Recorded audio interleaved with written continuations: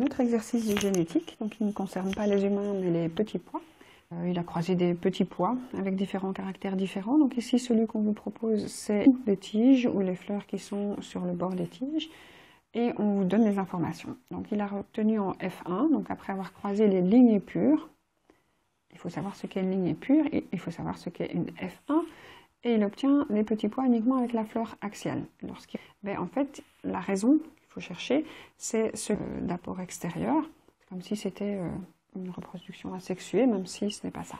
Donc lors de l'hybridation, quand on commence à mélanger, celui qui s'exprime est le caractère dominant.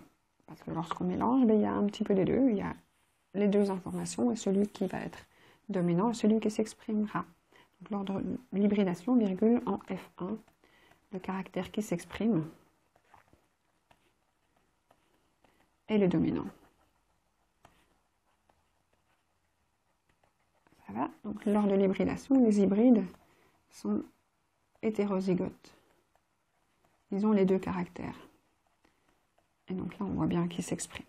Alors, le caractère dominant dans ce cas-ci, on regarde, lorsqu'il croise ces individus de lignée pure, ici au-dessus, il a obtenu en F1 uniquement des fleurs axiales. Donc le caractère dominant est celui de fleur axiale et le récessif est celui de fleur terminale. Donc fleur axiale, on met une majuscule, je propose un A. Et fleur terminale, on met une minuscule, je propose un T. Alors, il faut donner les phénotypes et les génotypes des parents de départ. Donc, les parents de départ sont ceux à fleur axiale. Ceux-là, ceux de F1, sont de phénotypes. Ça se met entre crochets, juste A. C'est ce qu'ils expriment. Leur génotype est leurs deux lettres présentes sur leur gène. Donc, alors, pareil pour l'autre lignée pure, à fleur terminale. Leur phénotype doit être entre crochets et on met un petit t. Et comme ce sont des lignées pures, elles sont homozygotes depuis longtemps, elles resteront comme ça. Alors ceci donc le phénotype, ce qu'il exprime, ça se met entre crochets. Ceci est le génotype avec les deux lettres. Alors ceux de la F1. Donc pour cela, il faut d'abord peut-être réfléchir aux spermatozoïdes et aux ovules, donc sachant que les petits pois jouent les deux rôles. Ils ont du pollen et des pistes. Enfin, je ne suis pas très douée en botanique, donc je ne sais pas comment on trouve. Alors, ils ont des gamètes, donc des cellules sexuelles, même si ce sont pas des spermatozoïdes et des ovules, je garde la représentation humaine. Certains vont être A, les autres vont être A. Et en fait, ils ont 100% de génotype de gamètes.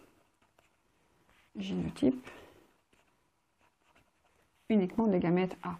Et chez les autres lignées pures, tous leurs cellules sexuelles, leurs gamètes, que ce soit des ovules ou des spermatozoïdes, il y a 100% de T. Et donc en F1, quand on va mettre ensemble des individus, enfin des cellules sexuelles qui seront A avec des cellules sexuelles qui seront T, il n'y a pas plusieurs colonnes parce qu'il n'y a pas plusieurs choix, mais tous les enfants seront de génotype de F1 à T. Et donc ça donne un phénotype entre crochets uniquement de A. Donc en F1, c'est le A qui s'exprime. Alors ces individus AT vont avoir eux-mêmes des spermatozoïdes et des ovules qui vont être à 50% des A, à 50% des T, puisqu'ils possèdent les deux, ils font la moitié de leurs cellules sexuelles, de leurs gamètes de chaque sorte. Donc ça c'est le génotype des gamètes, une seule lettre. Et donc, si on croise entre des individus qui ont parfois A, parfois T, 50-50, parfois A, parfois T, que ce soit le mâle ou la femelle, donc on peut mettre mâle, femelle, c'est l'inverse, femelle et mâle, on va avoir toutes ces combinaisons possibles. On va avoir AA, AT, AT et TT. Donc ça, c'est les génotypes. Donc si on regarde les pourcents des génotypes, on a 25% de AA, 50% puisqu'il y a deux fois plus de AT et 25% de TT. Au point de vue des phénotypes, qu'est-ce que ça donne?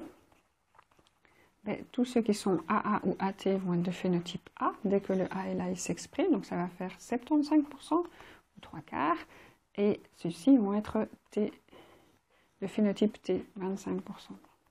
Alors, quand on regarde les informations qu'on vous donne, on vous donnait 651 de celui-ci et on vous donnait 207 de l'autre. Donc, c'est à peu près 3 fois plus. Donc, 3 fois plus, 3 fois plus, 3 fois moins. Donc, c'est bien la bonne proportion, en gros.